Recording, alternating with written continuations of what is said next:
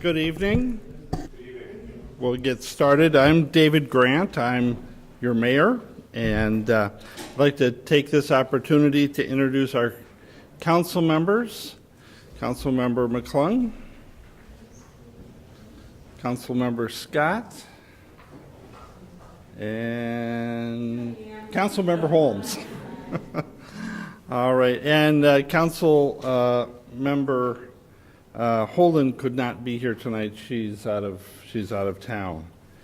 So, and with that, I would also like to have staff introduce themselves, and you can give us your title and tell us what your job duties are. And we'll start over here with Matthew and kind of work our way around. Sure. Matthew? Hi everyone, I'm Matthew Bachler, the senior planner for the city. I work in the community development department and work on development review and zoning code administration. Bill Joy, city administrator. I work on everything.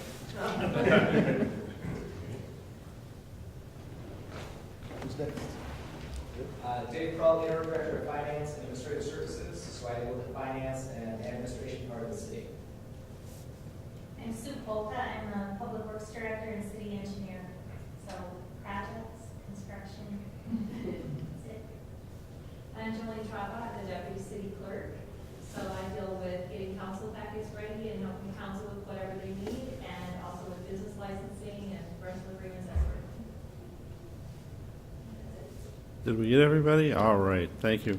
The first item that we're going to start off with is TCAAP.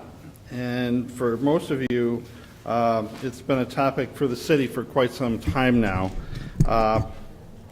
In terms of timeline, the Joint Powers Agreement was signed by the city and Ramsey County in November of 2012. And basically what that did is it established Rice Creek Commons as a joint project between the city and the county working together in a partnership. And that kind of arrangement is truly unique, especially on the scope of 427 acres worth of redevelopment. And the city was in charge of the planning. The county was in charge of the remediation. In November of 2015, the county completed the environmental cleanup. In May of 2016, the Joint Development Authority, that's the governing body for the joint venture, selected Alatus Arden Hills LLC as the master developer. And in December of 2016, the city approved a master plan, and that we had a master plan, but it was slightly adjusted and proposed by Alatus LLC. So that brings us pretty much to where we are today. But let me put a little meat on the bone here with some of the elements that were included. The elements that were important were well-defined neighborhoods with architectural diversity, a wide variety of housing options to serve young professionals, empty nesters, and seniors, abundant parks and open space, trails to provide convenient and safe pedestrian access to commercial areas and other site amenities, as well as high-quality retail and entertainment. As part of this, the city has the opportunity, by way of the agreement with the developer, to have a 1.6 acre site on the property for civic use. In June of 2017, the city hired HGA, a Minneapolis-based architectural firm, to complete two tasks: to complete a physical and programmatic assessment of City Hall and Public Works to determine if existing facilities were adequate to support city operations as Rice Creek Commons develops, and to facilitate a community engagement process to develop a conceptual design for the civic site on TCAAP.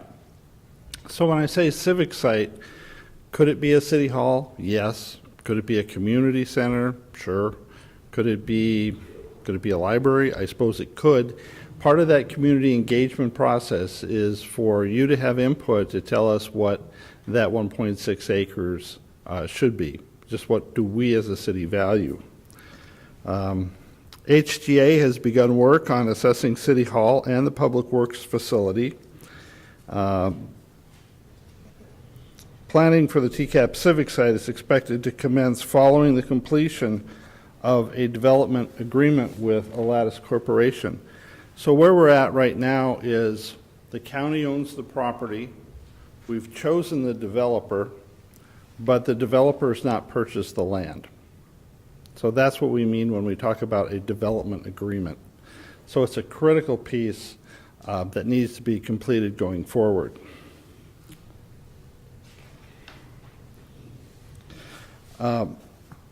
If we go forward, one more slide?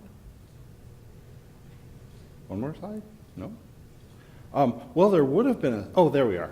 So one of the things that happened on the site, go back. There we go. One of the things that's happened on the site this year is really an exciting thing, and that is a road is being built, and I understand it will be opened on Friday. Correct, Sue? That is the plan, that it will open up on Friday. By what? God willing? Weather permitting, which is about the same. So the road runs from County Road H. Most people think of County Road H as the Mermaid, but you cross over 35W into Arden Hills, and that road will run from County Road H all the way up to County Road I.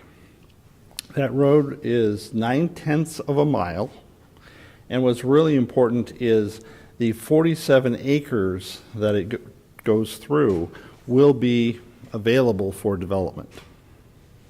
So, and I would be remiss somewhere in these slides if I didn't say that there's a major proposal out there, Amazon, that a lot of cities are vying for.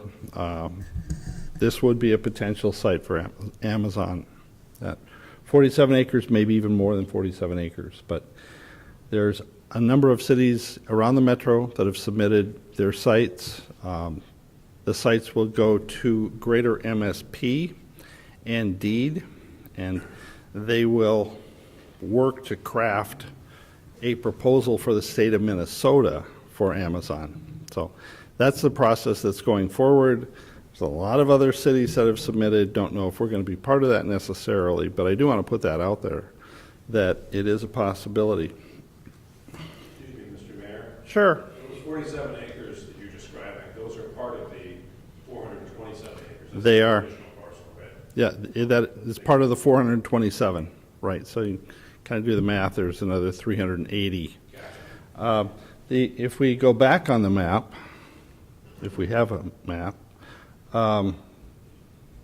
it's the part to the north and to the west up there.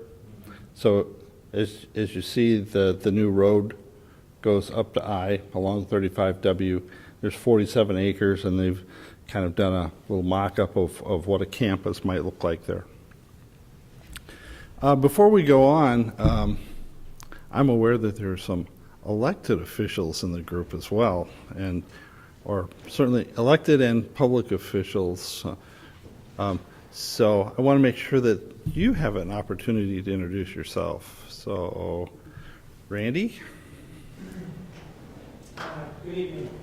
My name is Randy Jessup. I live in Shoreview, but I like to represent Arden Hills as well, certainly at the Minnesota legislature. So it's good to be here tonight. Thank you. Marie? Hi, hello, my name is Marie McCarthy. I'm with the Metropolitan Council for this district, District 10. It's wonderful to be here, and if you have any questions, please feel free to ask. All right. So although and I didn't miss any other elected public officials, I don't think so. So the road is on the 47 acres is referred to as Old Highway 8. I think in the future it's going to have a different name. I think it's going to be County Road 13, but I'm not sure. But they needed to give it a name for the project, so it was Old County Road 8. That intersection has been totally redone. You're probably all familiar with the roundabouts that are up there, along with the reconstruction of the bridge over Highway 96 and 35W. Those two major intersections really position TCAAP to move forward. So pretty exciting to have 47 acres with the ability to move forward. And the other acreage can obviously move forward as well, but there isn't a road through it at the moment. But in 2018, can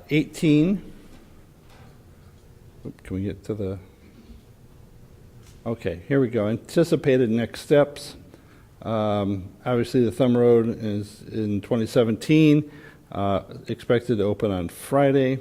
2018 will be the design of the spine road and trunk utilities. Actually, we should call that the Boulevard Road. That runs from County Road H to County Road 96. That'll be in 2018. In 2019, there will be construction of that road and the utilities. Some development is also possible on the site in 2019 as the roads are being developed. And certainly in 2020, private development would then begin. So I know there are people here in the audience who are interested, when will there be something available? When can I move there? That's the anticipated schedule. My guess is the downtown, if we can go back a slide.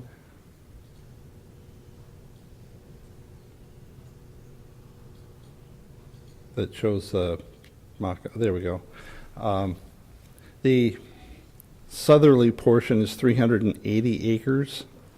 You'll see a strip of white that runs east-west. That is essentially the downtown section, and the developer anticipates that would be one of the first areas to be developed.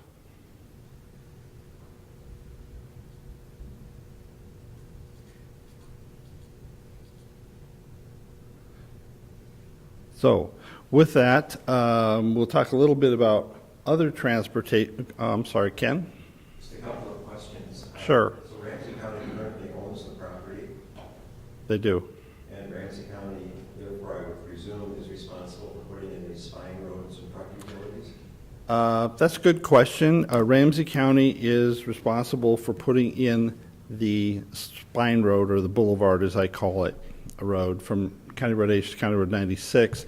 City would be responsible for utilities, keeping in mind that those utilities would be a bill back to the developer.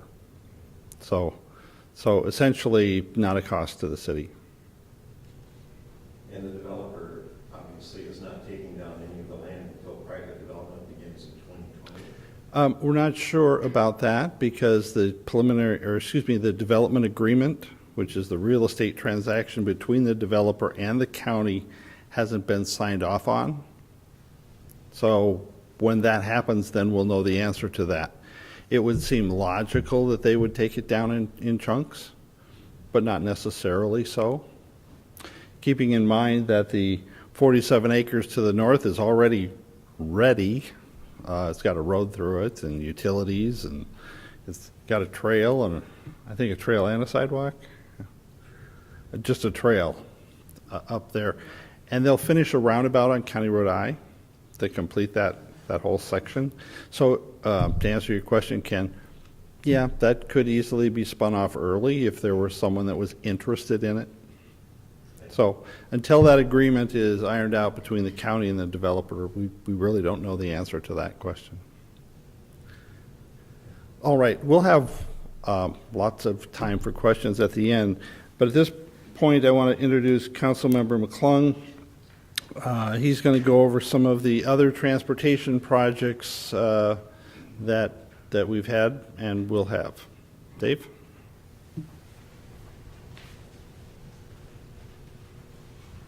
Thank you, David. Good evening, everyone.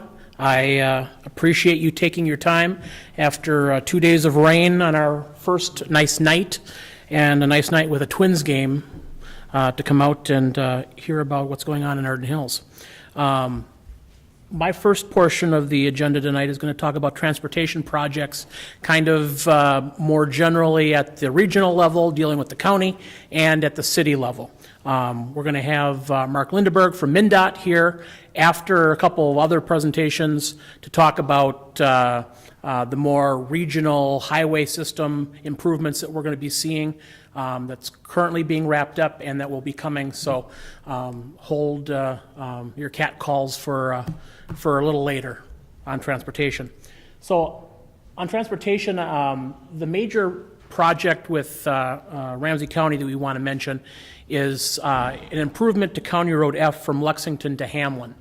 As you've probably seen, Land O'Lakes is in the midst of adding space for their corporate headquarters at the corporate headquarters on the south side of County Road F.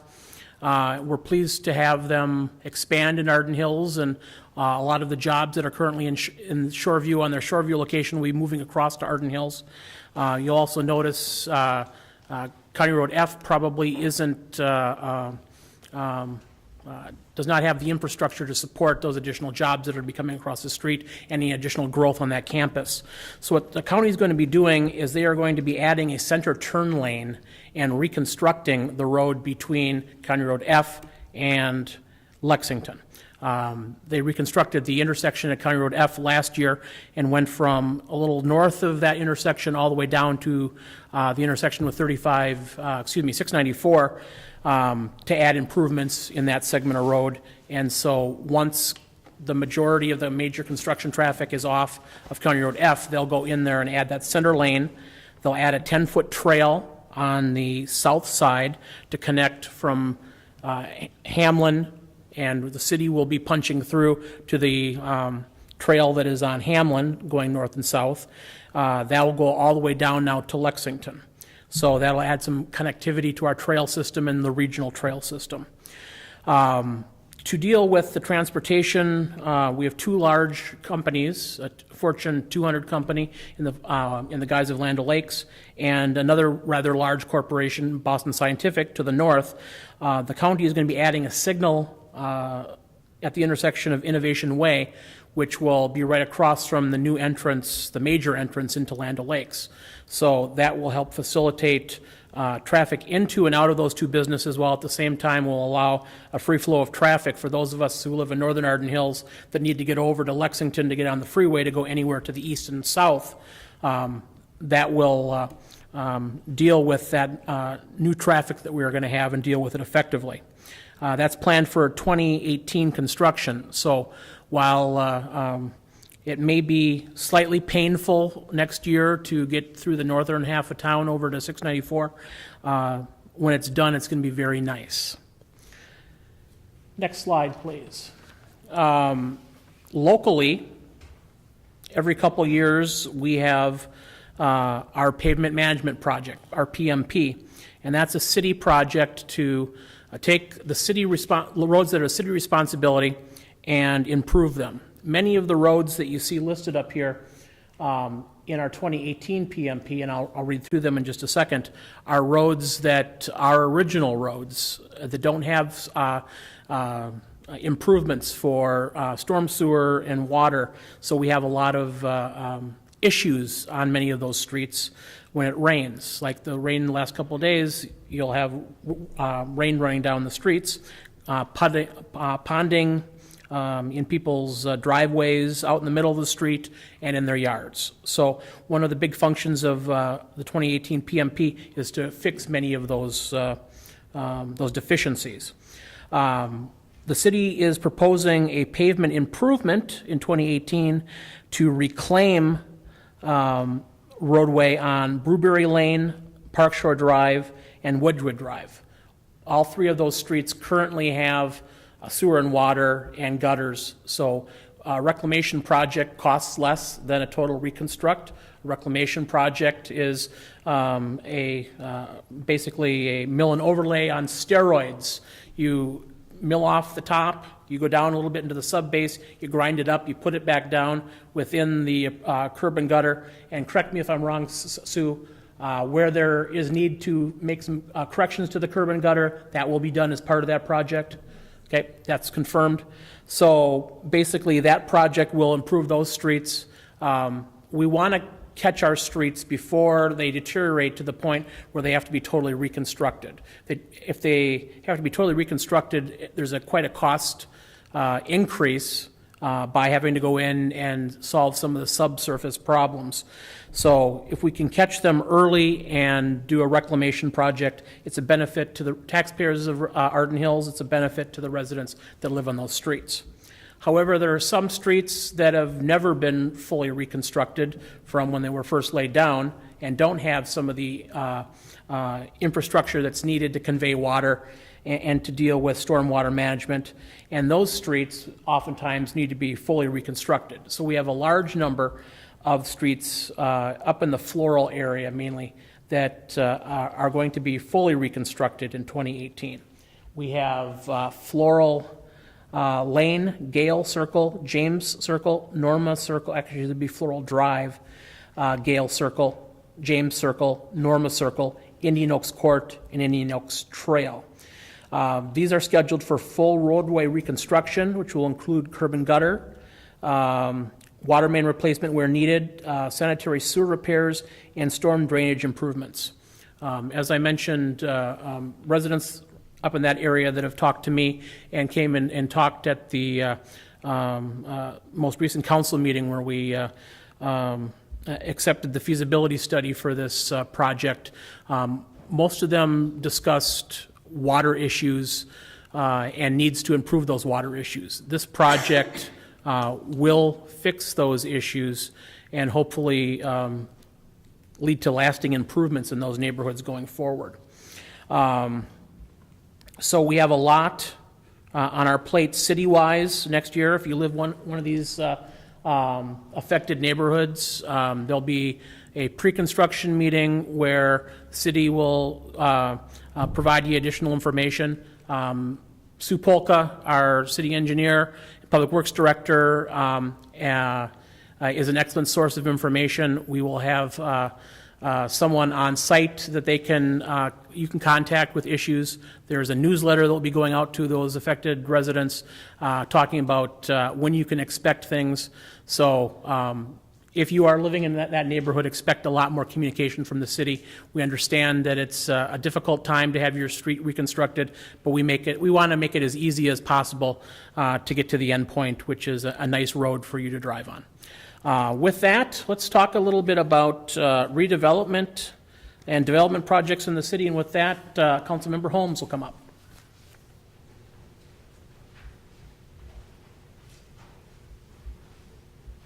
Good evening. I'm Fran Holmes. It's good to see so many familiar faces here tonight. Thanks for coming. Okay, I'm going to talk about what's going on in current Arden Hills. You've heard a lot of exciting projects, what we're planning for TCAAP, but this is what's going on right now in our city. First of all, as was mentioned earlier, Land O'Lakes. Land O'Lakes has begun construction on a new 155,000 square foot building in Arden Hills. It's going to be a new corporate campus, and this corporate campus will include a fitness center, a wellness center, a child care, credit union, and conference center. So Land O'Lakes is going to be moving into the Arden Hills facility approximately 900 employees from Shoreview that'll be part of their campus expansion. And at the end of the expansion, they plan to grow to about 2,100 employees in Arden Hills. So that's great. So the top image here shows what the completed project will look like looking from County Road F.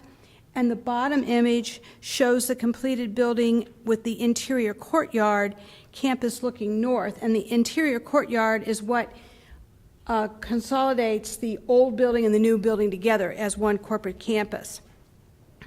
So currently, construction is approximately 50% complete. And here's some pictures of what's going on right now. Window and siding installation will be completed in November. And then interior work will start from the top floor and work its way down. Land O'Lakes anticipates that everything will be done and people will start moving into the new building in spring of 2018. And they will also be renovating their current building, because this is a new building. They already have a current building, and that building will be renovated to accommodate the people moving in and updating it as well. So that's what's going on with Land O'Lakes. Next thing we'll talk about is Lexington Station. All of you are familiar with Lexington Station. Roberts Management, who is building Lexington Station, has been approved for Phase 2 of the Lexington Station project in April of 2017. This is on the corner of Lexington Avenue and Red Fox Road. There are 3 phases. You're looking at Phase 1 that has been completed in 2013. That's at the old Blue Fox restaurant site. There are now 8 tenants in there, including the Starbucks, Potbelly, and My Favorite Noodles and Company. Phase 2 includes renovation of the adjacent property, which is behind this building, 1120 Red Fox Road. It will be a 17,000 square foot multi-tenant building, which will have similar architecture design as in Phase 1. So you'll have the brick look with the distinctive turrets as illustrated here as also. So right now they're working on a larger parking lot will be constructed between the 2 buildings, which is welcome because it was a little tight in there before with so many, because Lexington Station is so popular. So here's a picture. This is a Phase 2 part of the renovation. This is an image of looking towards the Lexington Station on the current one on Lexington Avenue. The Phase 2 will be finished in around 2018 as well. And then there is a Phase 3 as well. Phase 3 is south of the current Lexington Station and immediately adjacent to it, and that's coming up in the future. So nothing beginning on that. So, okay, so we've talked about our business, we've talked about our retail, and now we'll talk about Health Partners, a great business located here in Arden Hills as well. Health Partners is building a 8,500 square foot addition to the current medical clinic, which is located at 3930 North Woods Drive, and that was approved in May of 2017, so that's their current, what the current one looks like. The expansion will allow Health Partners to have more primary care providers and as well as specialty providers and improve their urgent care. So that will, all that will be located in Arden Hills as improvement. And so this is what's going on right now. Health Partner has begun preliminary work for the addition. It's going to be on the west side of the clinic. And this is also an expansion that is expected to be completed in 2018. And finally, this is something new that was just approved by the City Council. The Planning Commission had a public hearing on this on September the 6th, and on September the 25th, the City Council approved it. This is going to be for a Marriott Springhill Suites, which will be right up by where Health Partners is. This will be at 3920 North Woods Drive. So there's a current building there now. That building will be demolished, the existing building, and there will be a construction of a 5-story hotel with 139 guest rooms. This is a rendition of what it's going to look like. The construction will begin in 2017 and will be completed in late 2018. So that's what's going on. I did want to recognize, we have some of our our committee people here. I wanted to recognize Roberta Thompson, she's up here in the front row. She's our chair of our planning commission. I'll let other people recognize some of the other committee chairs we have. Roberta and her committee worked very hard. Everything we've talked about, they have looked at and approved. So we really appreciate our citizens groups as well, who help us help the city get ahead. So now we are going to talk about parks, and I will turn it over to Council Member Scott.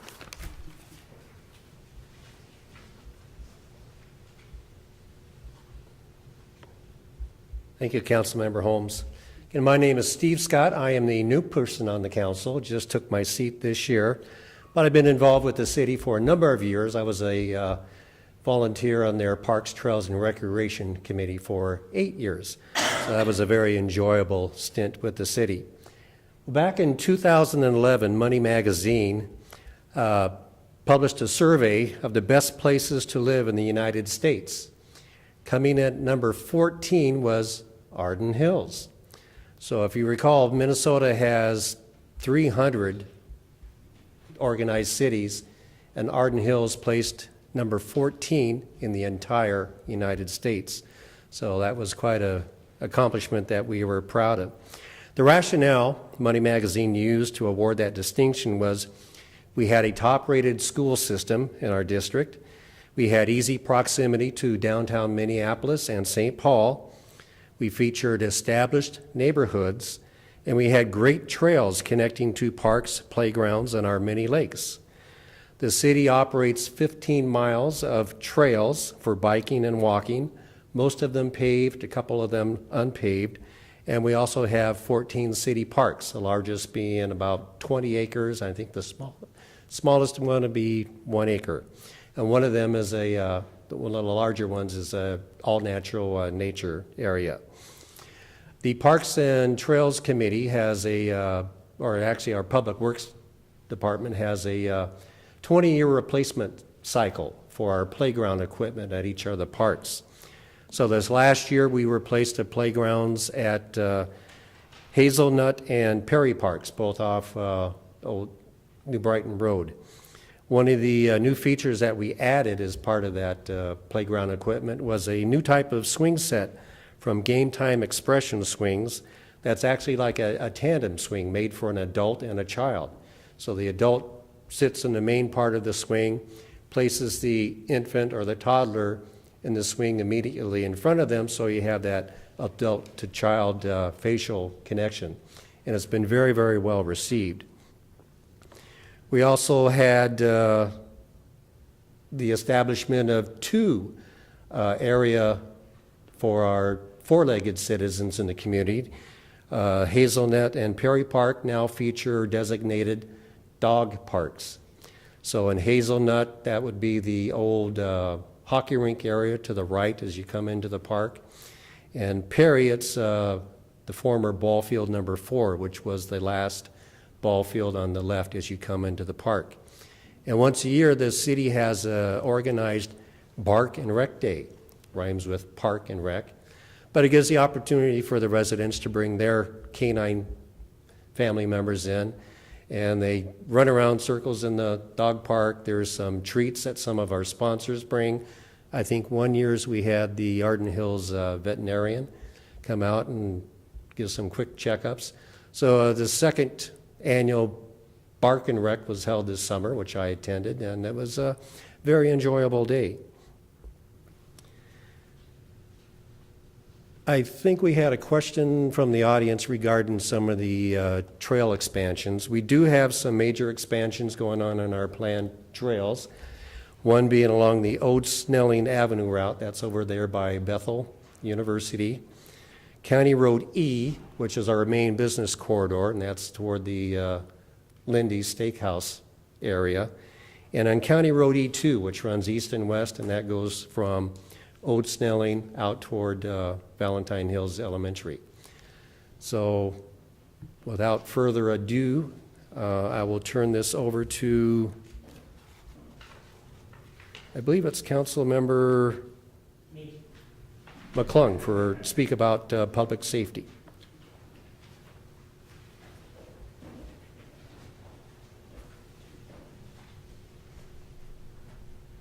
And I'm back. And I'm here, if I can get to my slide, to talk about public safety. Two functions that any city, two of the most important functions that any city has is to provide police and fire protection for its residents. And we are lucky here in Arden Hills that we have two excellent partners in Ramsey County Sheriff and the Lake Johanna Fire Department in providing our public safety services here in Arden Hills. Many of you may be aware that the city of Arden Hills does not have its own fire department or its own police department.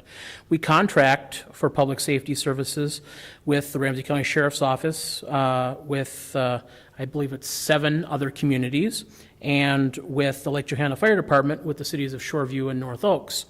In doing so, we can provide services to our cities, greater level services for our cities as a larger group than anyone could by themselves.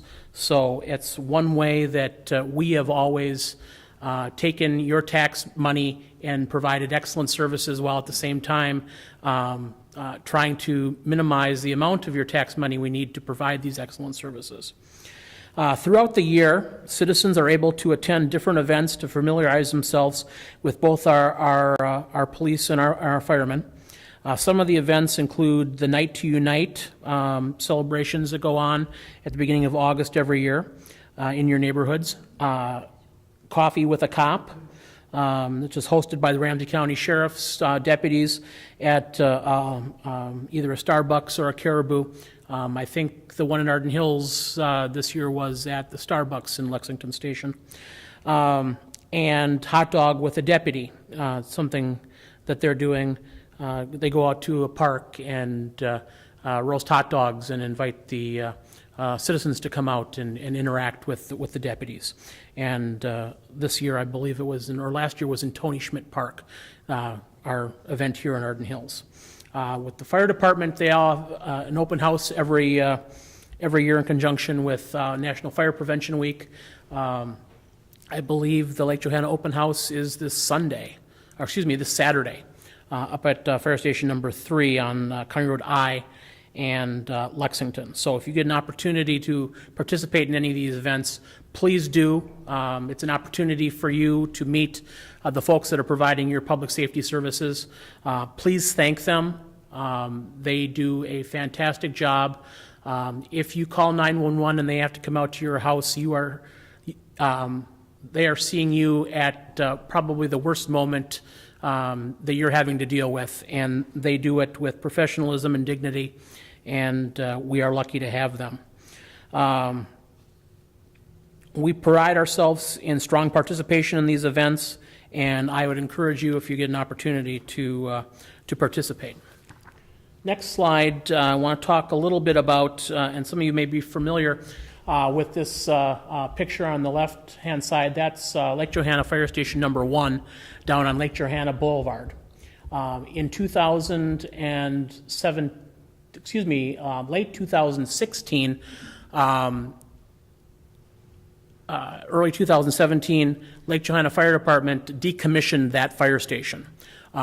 This was a plan that was developed over the last 10 years. The fire department back in the early 2000s instituted a duty crew to provide firefighters at the station during the daytime hours to be able to immediately respond to emergencies, instead of the all-volunteer concept of them being paged, having to go to the station, pick up the truck, and then go to the emergency. During the day, for a number of years, we had a crew there waiting for the call, decreased our response times. Starting in, I believe, 2006, 2007, Arden Hills, Shoreview, and North Oaks and the fire department made a conscious effort to expand that duty crew to, at first, start adding hours in the evenings at high time times where there were high call volumes, expanded to the weekends, finally expanded to overnight. So as of, I believe it's a year or two ago, we now have 2 of our fire stations staffed 24/7, 365 days a year for those firefighters to respond to calls. With doing that, they also expanded the type of calls they respond to. Now, if you have any type of medical emergency, along with the sheriff's department showing up and a line is showing up to provide the ambulance and paramedic service, you'll also see the fire department showing up. And someone will ask, well, why is the fire department showing up? All of our firemen are trained EMTs. They are providing a level of service before a lineup shows up that is top-notch. We have had several instances of cardiac arrests where their intervention and their arrival on the scene with enough manpower to begin CPR and to carry that through when Alina arrived and was able to get that person then to the hospital quickly means that those people are alive with us today rather than not with us. So one of the ways we were able to decommission the station is with that duty crew, we now have enough coverage throughout both Arden Hills, Shoreview, and North Oaks that from the stations that are staffed, that they can get to any portion of either of those three cities from those two stations very quickly. You may ask, will your insurance rates go up because we've closed a fire station in Arden Hills? The answer is no. The duty crew can get to that portion of Arden Hills and any other portion of Arden Hills actually faster than we were able to when we had to tone people out to go to that station, pick up the rig, and get to the emergency. So just want to let you know that we have done what we can to increase the level of services, increase the number of calls we're able to respond to, and decrease our response times by going to that duty crew concept. With that, the Lexington Fire Department surplus the station, and they recently sold it to a group called Journey Home Minnesota, which is going to redevelop that site and going to build homes for wounded veterans to be able to come in and live in our community. And I think that's kind of an exciting opportunity to take and repurpose the site, put it back into a residential component, and give back to members of our community that have already given a lot for the community. So with that, we are now going to talk about something that I know Councilmember Holmes is excited about, and we're all excited about. It's our GreenStep Cities initiative.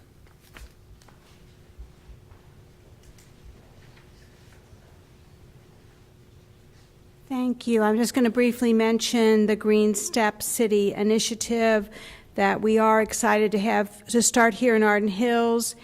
A lot of the residents in Arden Hills are very interested in energy efficiency, sustainability, and so I've been receiving a lot of encouragement from residents I've talked to that Arden Hills is getting involved with this project. On the right, that's the logo for the Minnesota GreenStep Cities, and it is also a sign, and we're going to be putting up this sign on Highway 51 Snelling Avenue soon to show that Arden Hills is part of this initiative. So what is it? It's a volunteer challenge and assistance program run by the Minnesota Pollution Control Agencies that helps cities achieve sustainability and quality of life goals and energy efficiency. As many of you know, we've been focusing on this a lot up in the TCAAP area for when we have new development and building, but right now we're using this more for current Arden Hills and trying to make our city as energy efficient and as possible. So the program has best practices in areas such as land use development, transportation, environmental management, and economic and community development. And so we take this challenge and pick some areas we want to work on, and we go from step one, we develop that, we move on to step two. There are 5 steps. Currently, we are at step 1, so we're going to get started moving with this. And so we're looking at our best practices, and we do have a very busy staff, so it's hard for them to focus on some of our stretch goals when today we have so much going on. But anyway, that's our focus for within the next couple years. Hopefully we'll get to step 5 eventually. So thank you. Oh, sorry, yes. On Mayor Grant. All right, thank you. So next, I'm going to talk briefly about the Arden Hills Foundation.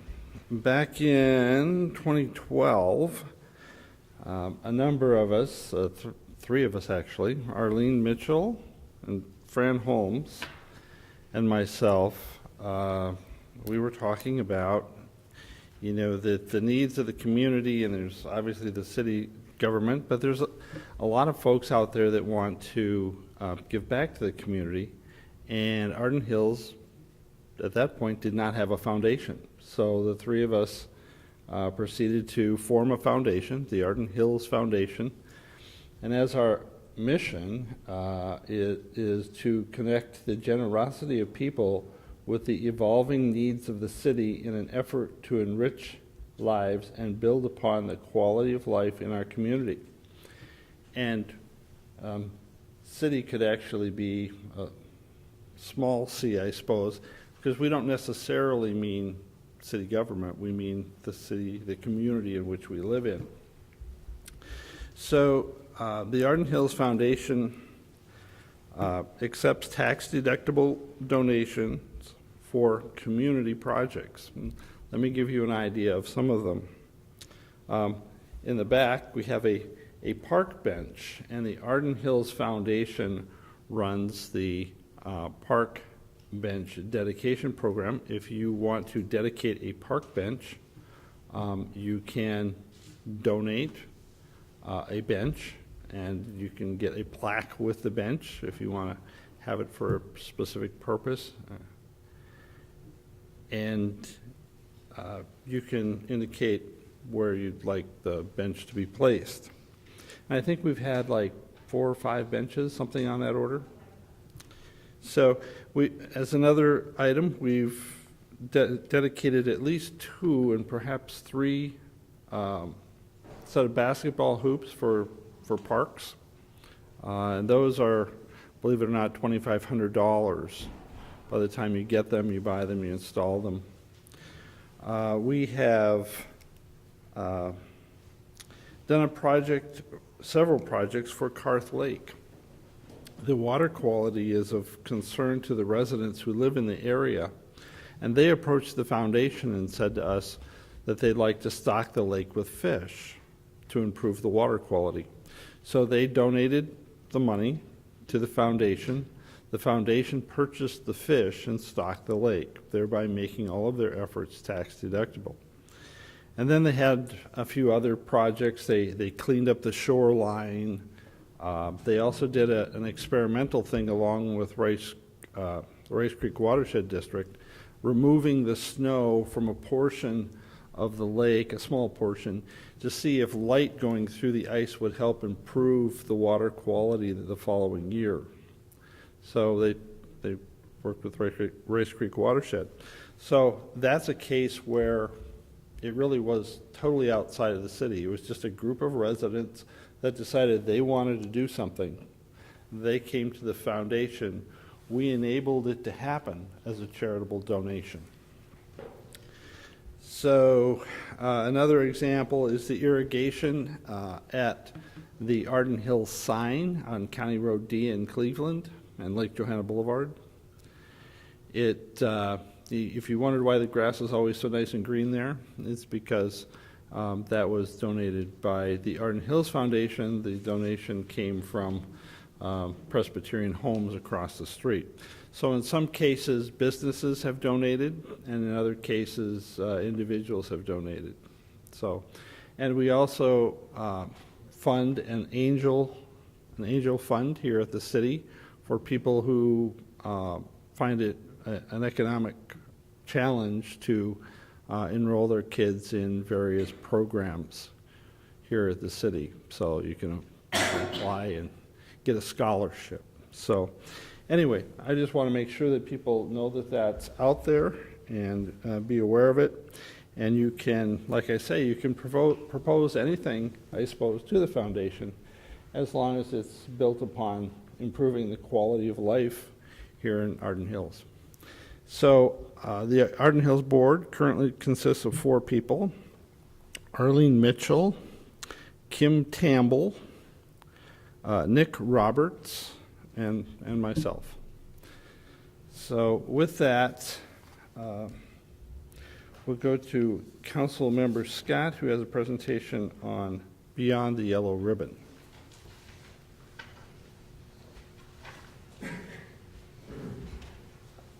Thank you, Mayor Grant.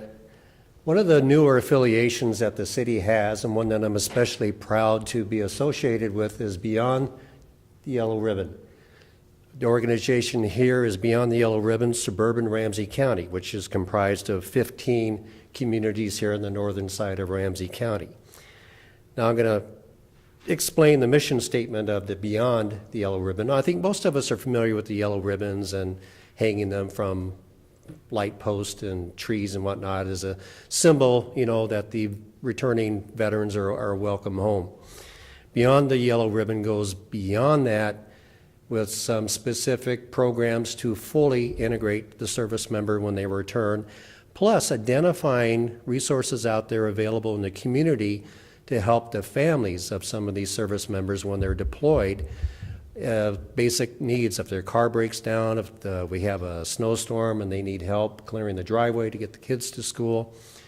So to explain that, we have a short video clip that is presented by Command Sergeant Major Scott Mills of the Minnesota National Guard, and followed by Mayor Todd Larson of Farmington, Minnesota, Minnesota's first Beyond the Yellow Ribbon community.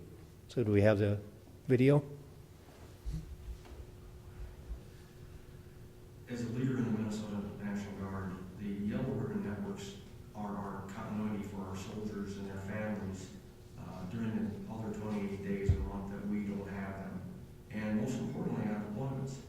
What we are hoping for, what we desire is a community that embraces their soldiers and airmen when we're there or when we're not there, and takes care of their needs.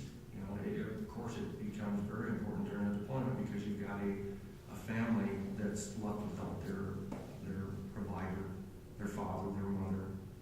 So it's very important that we have that network that takes care of their needs when we can't or when others can't. And I think that's what we're striving for with the Yellow Ribbon Network, is a community that's linked together that provides either service or support for their soldiers, airmen, and their families.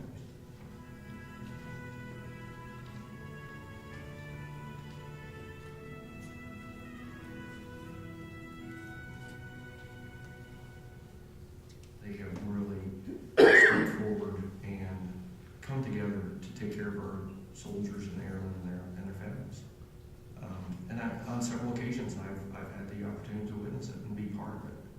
So it makes me very proud to be from Farmington. My first response was, great, how? The more I talked to her and the more I got involved, I started to realize what an incredible adventure, I'm going to call it an adventure, the Yellow Ribbon is. It makes me feel real proud to be the mayor of Farmington, knowing that people are going out of their way to help. Because years ago, a soldier was a soldier and no one knew and no one paid attention, and now everyone's on alert and everyone knows what families need, what, and they're willing to step up and help. It's really neat. The city gets. Okay, thank you. The video also, it actually continues on for about another 11 minutes, but because of time constraints, we couldn't present it in its entirety. But on the slide handouts, there is a link to the Beyond the Yellow Ribbon organization, and there's also a link to both the video and the organization on their city website. So if you have an opportunity to look at those and want to see the video and link, please do so. The Thursday session that we had was geared more toward our business communities. There's some specific programs that we try to promote within some of the businesses within Minnesota to assist the service members and the families. And we are actually currently involved in the longest sustained period of warfare in our country's history. We went into Afghanistan October of 2001, and we're still there. So that's 16 consecutive years we've had forces deployed to Afghanistan. Prior wars, we've relied upon the draft, conscripted resources to kind of bolster our armed ranks. Nowadays, we're totally reliant on the volunteer forces and more on our reserve and our Guard members. The Guard members and reserve members, they tend to be a little bit more established than some of the 18 and 19-year-old conscripts we used to get from the draft. Most of them have already served an active duty commitment.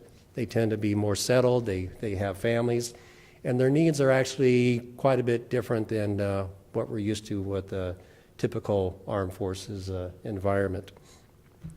So out in the foyer, we actually have a table that's staffed by some of the representatives for the Beyond the Yellow Ribbon Network. Terry Lynn Eggert is the chairperson out there. Her husband, Terry Eggert, who's also a Army veteran and a veteran of the Minnesota National Guard and the Air National Guard, and my wife, Eileen Scott, of 32 years as of a week from this Thursday. So she is also an Air Force veteran, so thank you for your service, dear. But one of the recent activities that we did, we were attending the Irondale High School Music of the Night, where they bring all the marching bands from around the state and have a program. It's a competition. So they have a program that starts in the afternoon, extends until darkness. But we had a cutout from there to run down to Minneapolis St. Paul Airport to greet an honor flight. Honor Flight is a nonprofit organization that provides chartered airfare to some of our World War II, our Korean, and our Vietnam vets to fly them back to Washington, D.C. to meet with some of their representatives back there, see the sites, and see the particular memorials that we have to each one of those war periods. And when they come back, they get a hero's welcome. So we were at the Humphrey Terminal. There were about 300 of us in the concourse. We had flags over. And when the first veteran came out in his wheelchair, the entire concourse just erupted. We had a pipe band playing, the Marine Corps hymn, the Army caisson song. I played the bagpipe for 22 years, and unfortunately we can't play the Navy song or the Air Force song, but the Army and the Marines were taken care of. But these veterans, when they were coming by, they just weren't prepared for the reception they got. So it was quite a warming experience. So if you have want some additional information on Beyond the Yellow Ribbon Network, please stop by the table outside. Now my slides do stop at this point, but as I learned, there's an additional part of the presentation, which I think is going to be handled by Mayor Grant.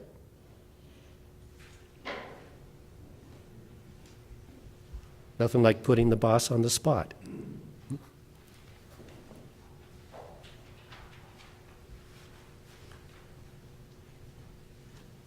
All right. I have the easy and the great task of introducing Mark Lindeberg. Mark is with MnPASS, and Mark is going to tell us great information about all of the numbers, 35W, 96, 10, and other roads. So, and let us know if we can actually get there from here. So, Mark?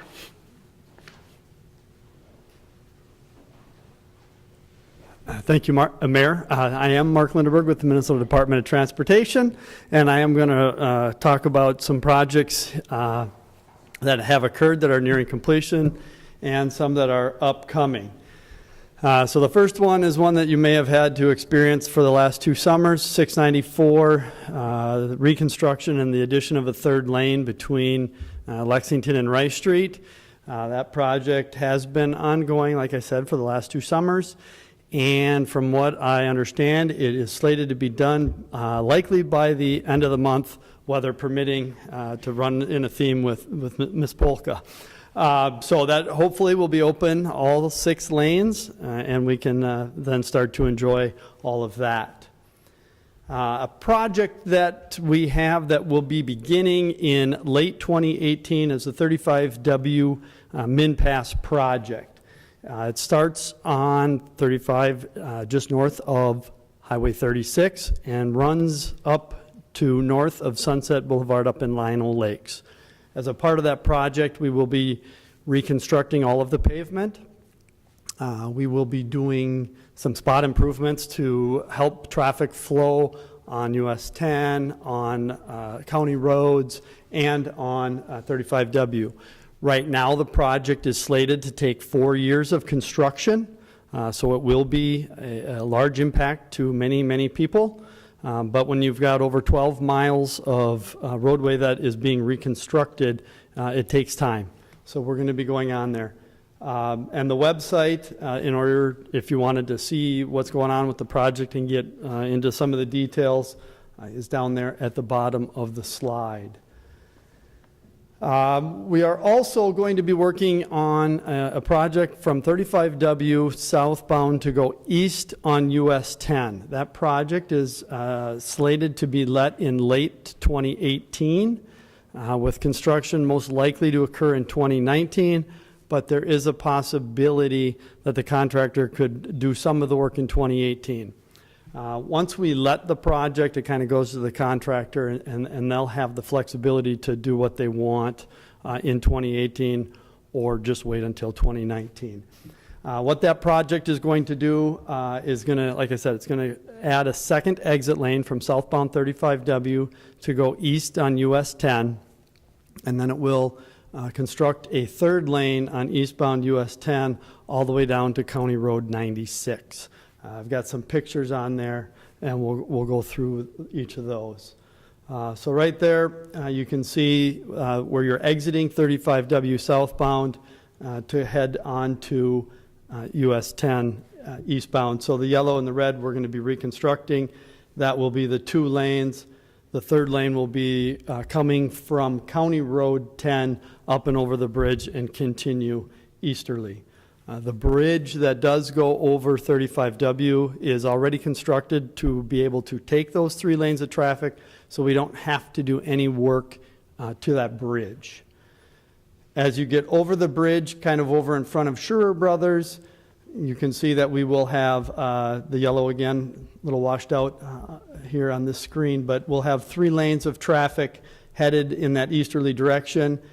Right as you're entering into Schurer Brothers and out of Schurer Brothers, we'll be constructing a right turn lane so you can get into Schurer Brothers, and then we are going to construct an acceleration lane for Schurer Brothers vehicles to get up to speed before they merge into traffic on 96. It's just like it exists today in front of Schurer Brothers with the right turn lane and with the acceleration lane. So it's just going to get pushed out a little bit wider than it is today so that we can have an additional lane of traffic on US 10. As we move further east in front of Welsh's Big Ten, the yellow is the extension of the acceleration lane coming out of Schurer Brothers. It will also act as a right turn lane to exit to get to either Welsh's Big Ten or to get into Arden Manor.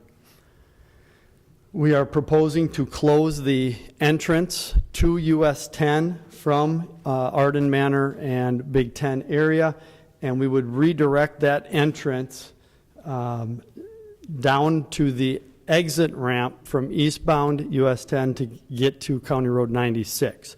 So that is removing the access, direct access to US 10, but we would be providing access down to County Road 96. Then as a part of that, we will be constructing, we're proposing to construct a noise wall that would continue through that project up towards the exit from US 10 in front of Schurer Brothers. And I say we're proposing for the noise wall because that will go out to vote, and the residents will get to vote on whether or not the noise wall is installed or not. The schedule for that project is that the layout is with the city council. We have presented it to the council. There is going to be a public hearing coming up on the 23rd of October. And then city action, the city will need to either confirm or deny municipal consent in January. We'll have the noise wall open house vote in the middle, it's November 8th, and we're letting the project in July of 2018. And again, I mentioned that it's letting you there. Construction could begin in September, might wait until 2019, hence why I have the question marks out there on that slide. So that's all I have for construction projects. It's one of the first times I've come here and not had a whole bevy of them for you to really try to follow up your commutes, but I am around for questions after.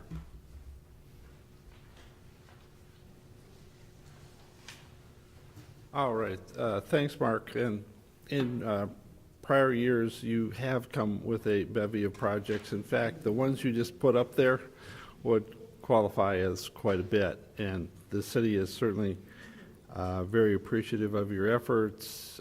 There was 10 and 96. There was the redo of the 96 bridge. There was the redo of County Road F Bridge, County Road H. I mean, the list is long. One of your projects I want to highlight just a little bit, and that is the 35W project. That is a big thing for all of us because that facilitates businesses and employees coming in and out of our community.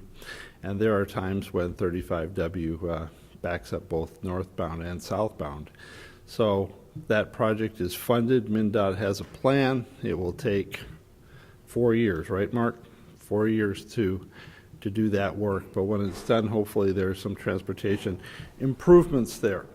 I'd like, at this point, we'll open it up for questions. But before I do that, I want to say thank you to each of you for coming tonight. As you can tell, there's a lot of work getting done in the city. Trails, development, Rice Creek Commons, road projects. Council members have covered a variety of topics, no particular order or assignment to those topics. We just give everyone a chance to present a topic. I also want to thank the EDC, the Economic Development Commission, for hosting this event tonight. And I also want to put out the offer if you want to volunteer to be on a committee, whether it's Parks and Trails or Economic Development, Planning Commission, Communications. The city has a long list of various committees, and those committees help the council do our jobs. They are essentially the input from the city to the council, and they're really a vital part of city government. So if you want to volunteer, just give City Hall a call, and we'll certainly get you an application. With that, questions? Please. My name is Steve Herbst. I live at the corner of McCracken Lane and Old Snelling, and I was delighted to see the bullet on your slide, Steve, about the Old Snelling Trail, and I have a three-part question on that. One, is it funded? Two, can you shed any more light on when it will start and finish? And three, how will that trail be constructed? Will it be more pavement on the shoulder, or restriping, or just what's in store for that trail? Okay, well, I'll take part of it, and I'll give part of it to our city engineer as well. The project is, there are several sections to the project. For sure, we will be doing from the bridge by McDonald's down to Lindy's, down to the entrance to Bethel in 2018. That is a sure thing. Right, Sue? Right. I keep making that point. And then, in all likelihood, certainly down to McCracken. I think that's fairly easy. And then, as far as County Road E2, I'll let our city engineer tell you about all the challenges with the wetland, and you obviously know right where that wetland is. The portion to Bethel is funded from a variety of sources. The Bethel, the county, the city. Okay, so that's an easy part. The extension from Bethel all the way down to County Road E2, it hasn't been voted on and approved by the council yet, but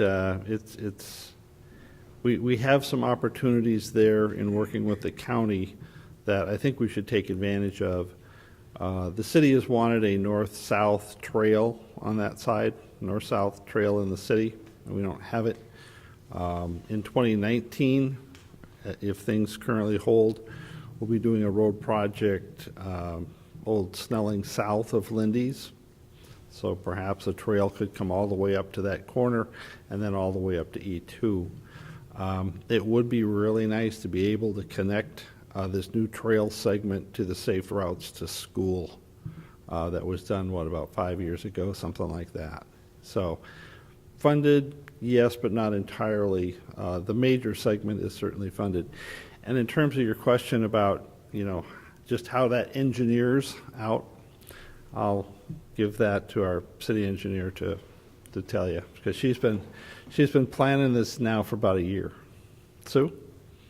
So on Old Snelling, we are trying Su- to utilize Sue? the existing shoulder. We will, If you could come forward, because we're televised and we can't pick, I don't think we can pick you up over there. on Old Snelling, we're trying to utilize the existing shoulder. We've been working with Ramsey County. We will narrow the lanes a little bit to make that work so we can avoid the wetland areas. We will be adding curb and gutter, so the trail will be separated from the roadway itself, not just a painted line. Along County Road E, the trail is proposed to be separated with a 5-foot boulevard from the roadway.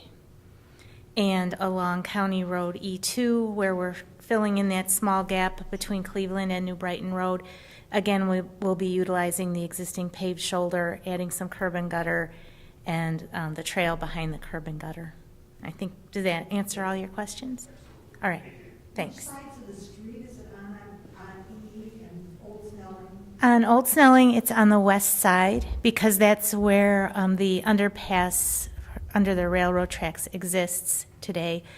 On County Road E, it is along the south side, and on E2, it's the south side as well. E2 is south. On Old Snelling, it's on the west side. Mhm.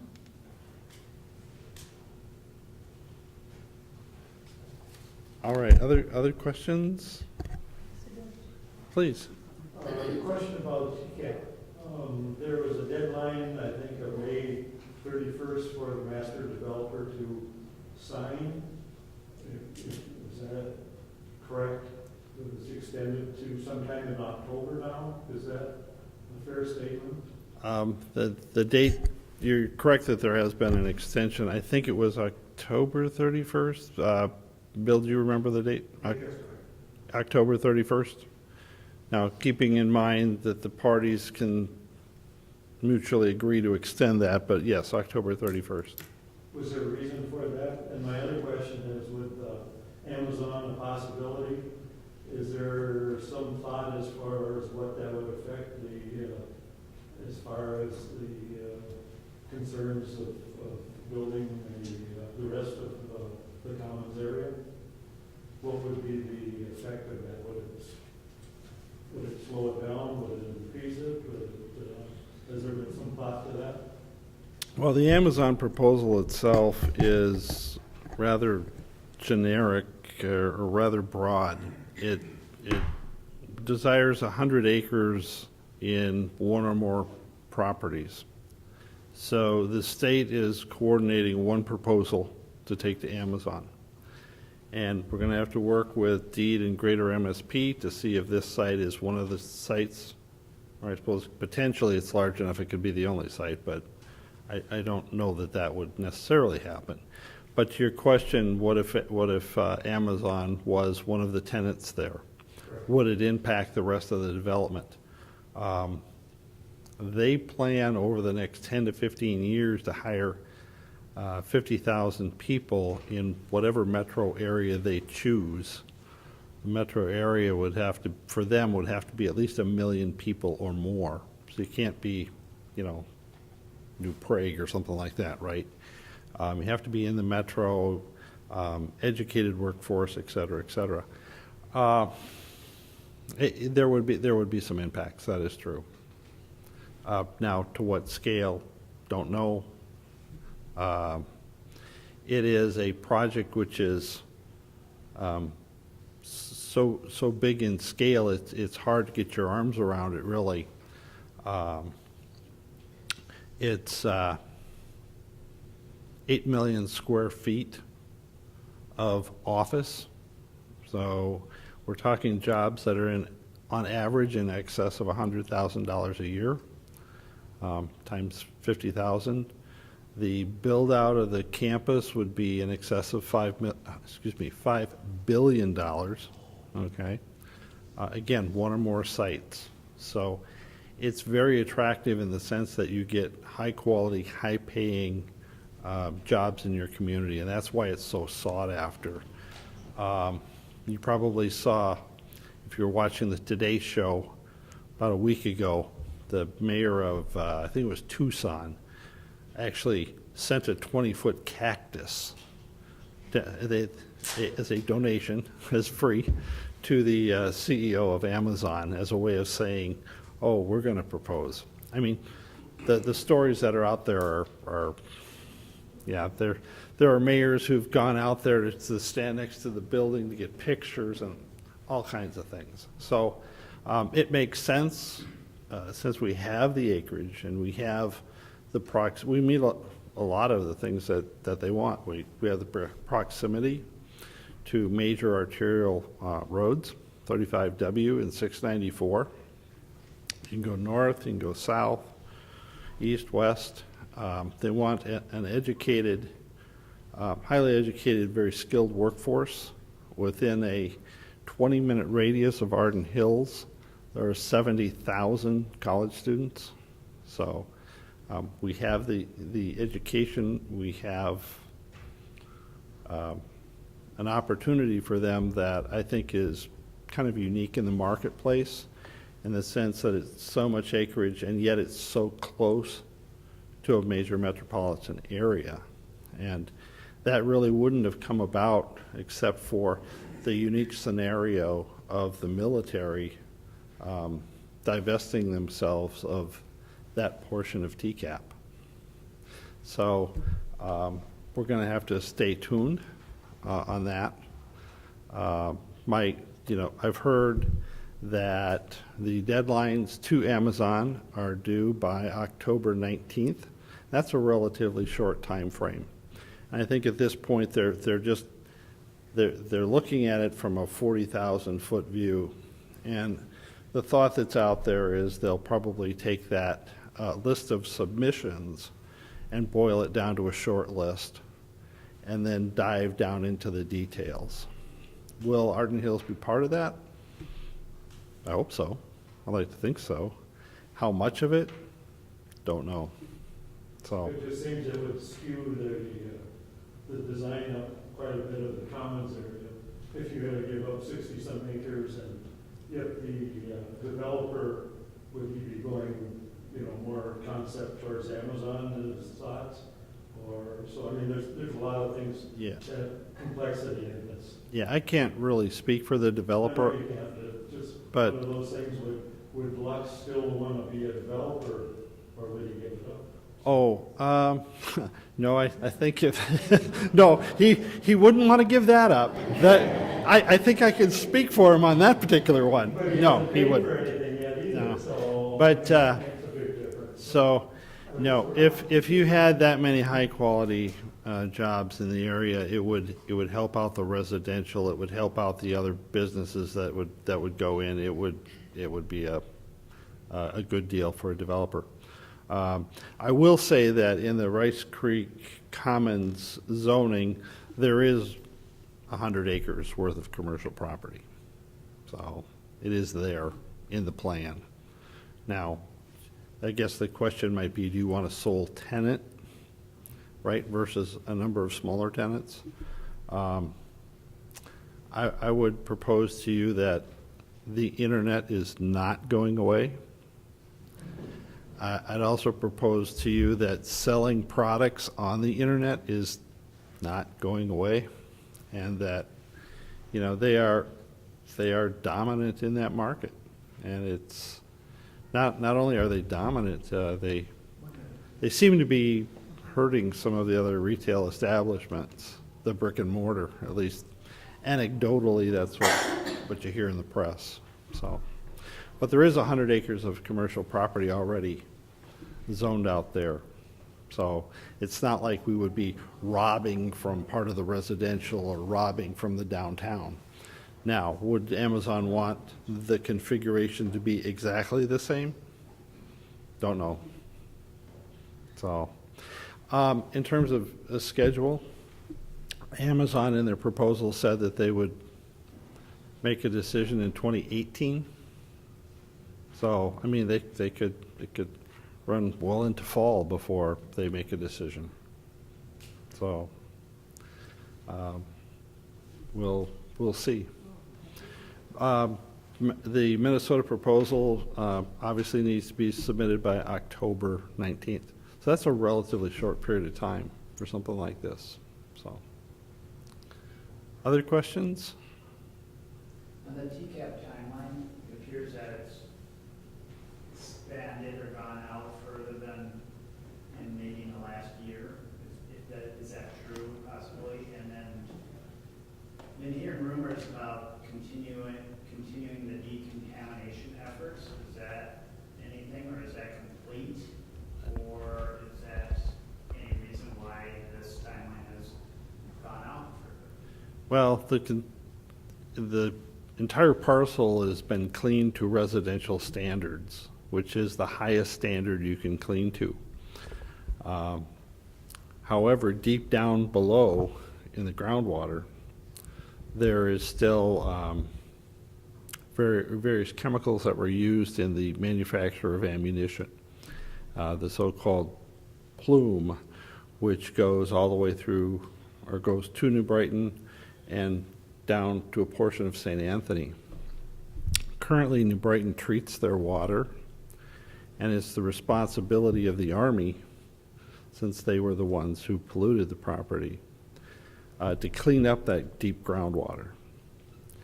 Well, they decided that before everything is built on, they wanted to take a look at what is the best way to treat that water.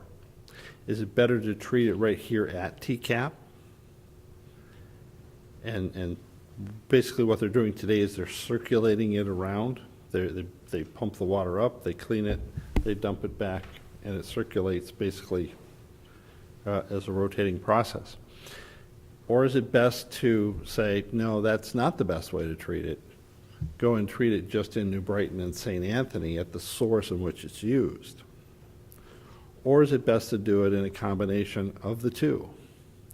And they wanted to figure out which way would be best. And that started something called the optimization study. Now, the optimization study is almost all but complete. So that issue gets removed from the table. So it's not any new contaminant. It's how to clean up the deep groundwater, which for Arden Hills is not really an issue because we don't have any wells. We don't use deep groundwater. Here in Arden Hills, we get our water from Roseville, who ultimately gets their water from St. Paul. So not really an issue for us. However, it does impact, or could impact, the layout of streets and roads, and if they treat the water on site, where do they pump it? Do they need a water line in a particular location? They don't want us to build before they figure that out so they can put it in before it's built on. So, yeah, that pushed the timeline back. It truly did. So, but that's a good question. So, I know a lot of people were expecting, development more in the 2019 timeframe rather than 2020. And I know for a lot of you, you're looking to either upsize or downsize, or maybe you're looking for a different, maybe you're looking for less yard work, maybe you want a condo, maybe you want a townhouse, or you want some other kind of housing stock that maybe we don't have in Arden Hills, and you're looking to this site to provide that. Well, the good news is TCAP will have a lot of different housing types. It's currently, single-family homes, townhomes, row homes, condos, apartments. It really runs the full gamut. So what you want is probably there in the design. So just not quite in the time frame that some people might want. So, other questions? Well, the council and staff will stick around. I know that there may be other questions out there that maybe you don't want to ask in a larger setting, so we'll be here. Please feel free to ask, and Mark Lindberg, you know, if you've got transportation questions that you want to take and ask privately, obviously Mark would be happy to answer those, and Maria from Metropolitan Council as well, if you have questions on, well, Met Council issues. You know, will we get a bus line? All right, I want to thank you all again for coming, and have a good evening.